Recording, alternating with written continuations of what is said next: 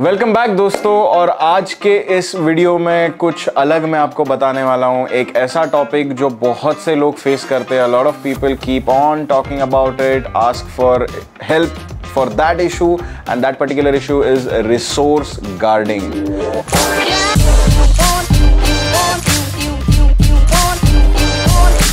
तो दोस्तों, अगर रिसोर्स गार्डिंग के बारे में हम बात करते हैं, पहले थोड़ा जान लेते हैं कि रिसोर्स गार्डिंग एक्चुअली में होता क्या है, and whether it is a behavioural issue और it's a natural process for a dog to resource guard.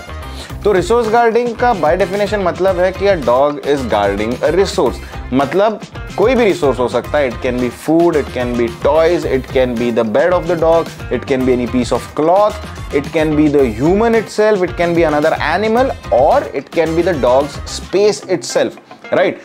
तो ये होता क्या है कि नेचर में जब बच्चे पैदा होते हैं, जब mother is there with the puppies, guarding nature थोड़ा सा वहां से शुरू होता है जहां पे थोड़े से जो front of the pack puppies होते हैं वो एक दूसरे को पुश करते हैं to drink the milk first.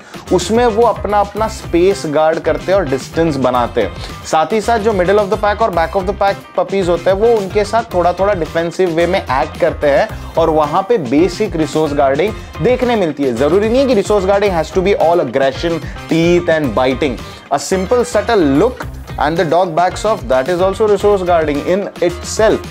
But यहाँ पे क्या है, the mother is there with the puppies. जहां जहां the puppies intensity increases, aggression में कन्वर्ट होने जाता है, मदर आके करेक्ट कर देती है, मदर आके उन्हें रोक देती है, और यहाँ पे शुरुआत का डिसिप्लिन जो फैक्टर होता है वो मदर प्रोवाइड करती है। इसीलिए हम बोलते हैं ना कि पपीज को 2 से 3 महीना मदर के साथ रखो, वो इस वजह से है।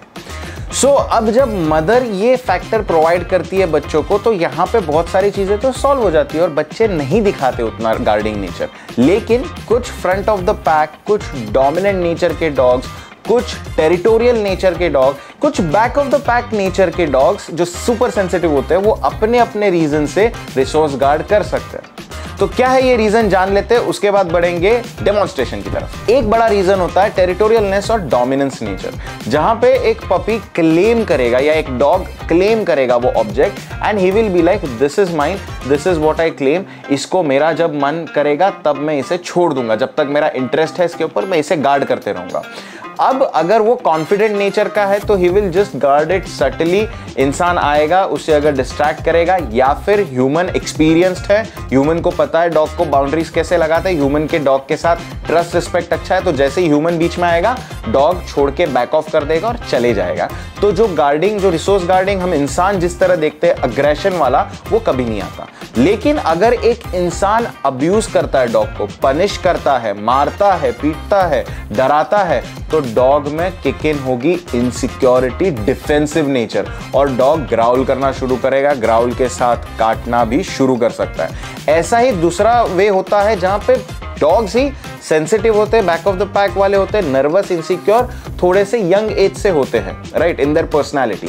तो जब वो ऐसे घर में आते हैं और पेट पेरेंट को पता नहीं होता कैसे बाउंड्री सेट करनी है, कैसे कॉन्फिडेंस बिल्ड करना है, कैसे हमें ट्रस्ट रिस्पेक्ट डेवलप करना है, तो ये बच्चे रिसोर्स गार्ड करते प्योरली डिफेंसिव फैक्टर से।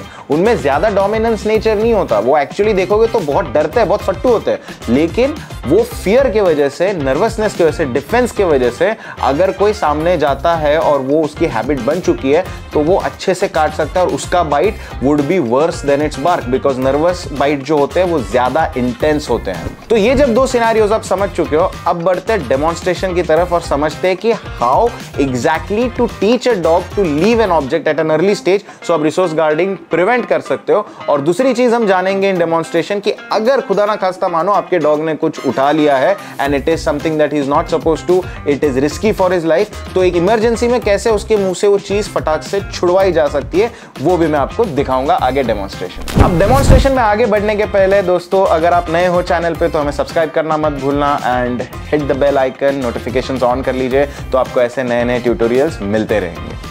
So guys, do stay tuned for the second part because ये second part में हम लेके आएंगे demonstration, so जो आप देखोगे और आपको पता चलेगा ये सारी चीजें literally कैसी करनी है in practice।